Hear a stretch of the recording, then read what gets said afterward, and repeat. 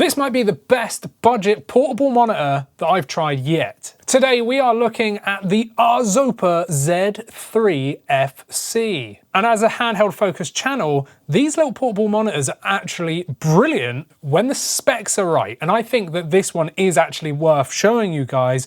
And that's why we're kind of doing this video today. Because maybe you've got a handheld that's like only got a 7-inch screen, maybe you're going to be sat on a train for a while, or maybe you're just at your room and you want a bigger screen, right?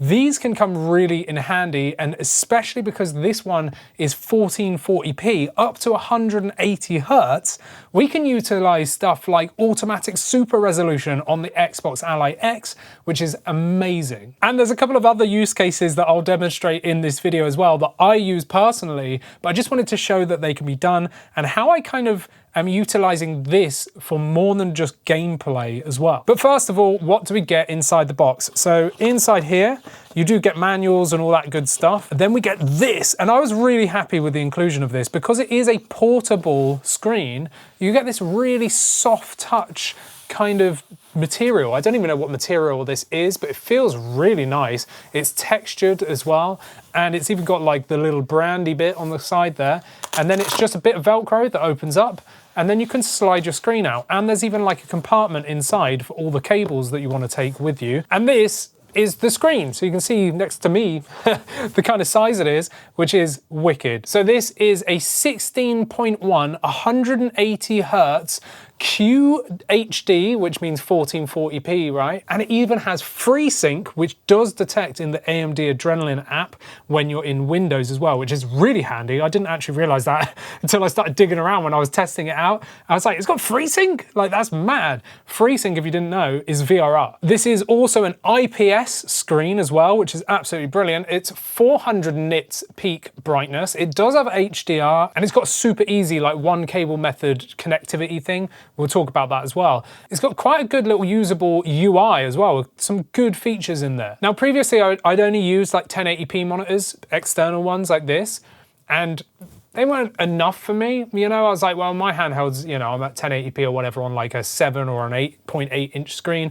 I don't need a portable monitor, but again, the 1440p, 180 Hertz up to with VRR, which is mad, is super cool, especially with that arrival of ASR on the Xbox Ally X, which can let you upscale from like 720p up to 1440p, for example, while still getting really good image quality on something like this. Now, before I get ahead of myself, let's just talk about what's on the side here. So on the side here, we do have some buttons. So we've got some interface buttons. We've got like a forward, up and down, and a back as well. And then on the side here, we've got a mini HDMI, where we've got 2 USB-Cs as well. On the other side, there's nothing. It does have speakers built in. I forgot to mention that. It does have speakers built in as well, which is really, really cool. And then on the back, we've got a big old kickstand as well. You literally just lift this up, and there you go. You can use it like that. Inside the box then, we get 2 USB-Cs. So you get one, which I've been using, which is this kind of like right angle connector. So it can wrap around the back of the screen so it doesn't look all like horrible with cables hanging out everywhere. Then you've got just a straight design one. So that's just USB-C. And then you've got a mini HDMI to HDMI cable in case you need one of those. So just quickly, you will need to use the mini HDMI to HDMI for things like the PS5, the Xbox, or even the Nintendo Switch 2, which you will need to use the official Nintendo Switch 2 dock and then HDMI it out to the screen. But we mainly focus on Windows handhelds here, and even SteamOS handhelds, and all of them literally just need one cable. So let me talk about that now. Now, I haven't tried it with anything less, but I've been using a 100-watt charger because I know my handhelds need like 65 watts. And I've got to power the screen off of one USB, right? So I was like, I'm gonna use 100 watt, and this has worked perfectly. So what I've been doing is just plugging 100 watt into one of these USB-C ports on the side of the screen. And then with the other USB-C port, using this included right angle like connector thing, right, the USB-C, taking that to my handheld, not only does that power the handheld as if it's plugged in and docked so I can get maximum like power, so let's take the Xbox Ally X, it still says I can draw that 35 watts powered through the screen, and it manages to send over the data to the screen at the same time. So just 2 cables, power into the screen, and then the data and power back and forth between the handheld and the screen.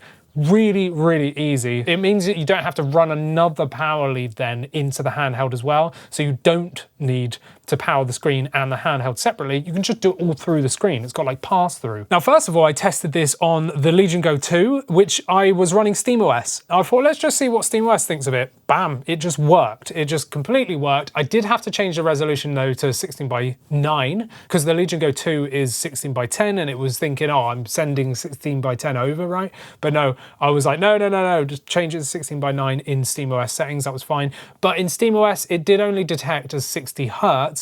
Even when I went into the settings on the screen and put it on overdrive or whatever they call it to get to that 180 Hertz refresh rate on the panel. But that's a SteamOS issue. And remember, I'm running beta SteamOS on my Legion Go 2, not official SteamOS yet because it's not officially supported yet. However, switching over to Windows, it completely changed everything. This just worked absolutely immediately, just like on SteamOS, but now it detected that there was 180 Hertz. I did have to manually set that in the Windows settings though.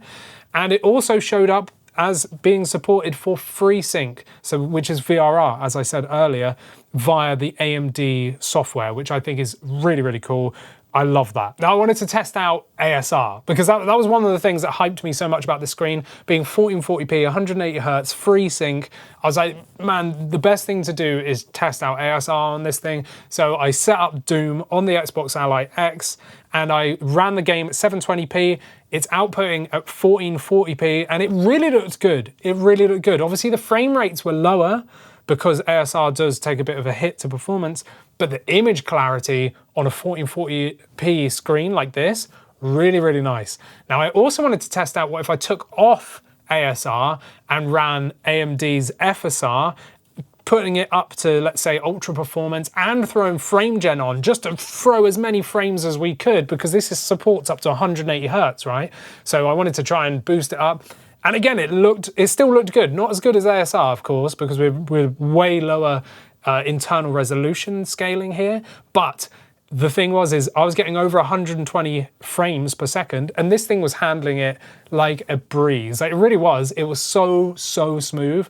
Super happy with the performance there from that. Yeah, amazing. So gaming on this thing, I'm really happy about. If you're a subscriber on the channel, you're probably going to see this crop up quite often because I'm going to be using this to demonstrate things like ASR because it's just much easier for me to whip this out and sort that out rather than hooking up the thing to the TV and setting cameras up and stuff. It's just a lot easier for me to film this screen, right? And it's portable, so I can use it literally anywhere I want, which I think is fantastic. So for gaming handhelds, one cable solution, it is brilliant. Now there's one thing I do need to mention, which is HDR. When I plugged it into SteamOS, I was like, oh, it looks a little bit washed out.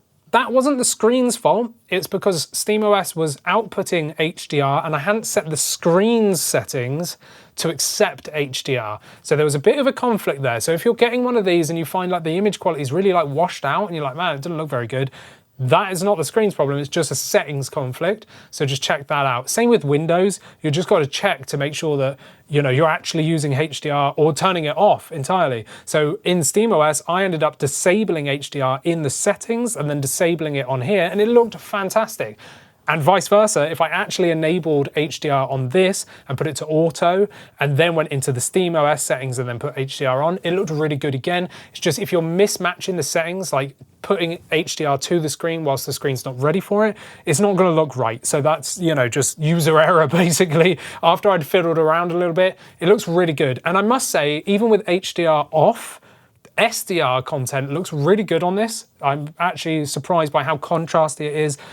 There's loads of settings available on the screen itself via those buttons on the side. So you can increase brightness, contrast, you can change the color profiles. I just personally liked standard, but you can go through and choose one of your, whatever you want really. There's honestly so much you can do in that little menu and it's really easy to navigate just with the buttons on the side. Now I did want to say, what I use this for, outside of gaming. Now I've actually jerry-rigged this screen upside down as my top-down monitor for my camera, so that when I'm filming these videos for you, I've got a really big screen so that I can see what I'm filming, make sure it's in focus for you all. Now, the reason why I have to have it upside down is because the camera, when it sends out the signal, it's just the wrong way around, and I can't rotate that from the camera.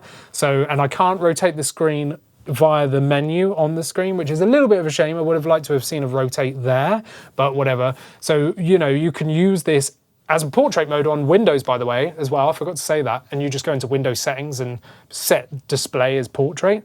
I just thought it was a fun second usage that I can use this screen for, rather than it just not actually being used whilst I'm not gaming on it, if that makes sense. So I'm using this for productivity. I'm actually filming these videos and using this to help me because it's so easy. I've just got it on a big tablet clamp, and then I've got all the cables like jerry rigged up and stuff. It's really, really cool. Now, the other thing is as well, I can plug this into my MacBook, and even on Mac, it shows that it's variable refresh rate up to 180. So I can set it between 60 and 180, or I can just choose like a constant 180 Hertz refresh rate, for example.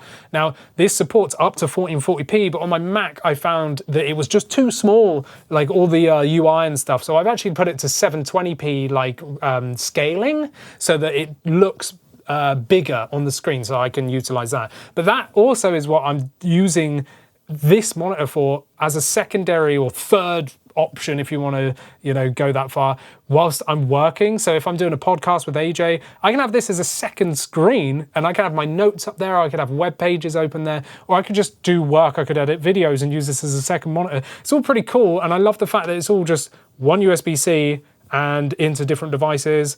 It's very, very good. So as you can tell, I actually really like this for more than just gaming. I like this for productivity, helping me film. It's got quite a lot of use cases that if I had a full-on monitor, I'd be like reaching around and like trying to lift it up and get all the cables out. Like, it's just pain. Whereas this thing is so lightweight, I can just throw this around wherever I want. Chuck it in my bag, leave it on my desk, you know, have it hooked up to my cameras and stuff. It's pretty cool, but I'm super excited by using this with the handhelds, because again, when you pair it with ASR, or maybe using a lower resolution with some frame gen on or whatever, you can get really high frame rate on this thing because it supports it. It's not often you see a 180 Hertz monitor. So how much is this going to set you back? I said this is a budget option. Here in the UK, this is like £125. That's really cheap for a portable monitor. That's about 150 euros, I think about $150, something like that. I'm not too sure. Go check out the links down in the description if you want to find out how much it costs in your region. But yeah, I think that's a really good offering. And for what I'm using it for, if I lost this or broke it, I think I would replace it. I really think I would, because I'm getting a lot of use out of the past couple of weeks that I've been using this from.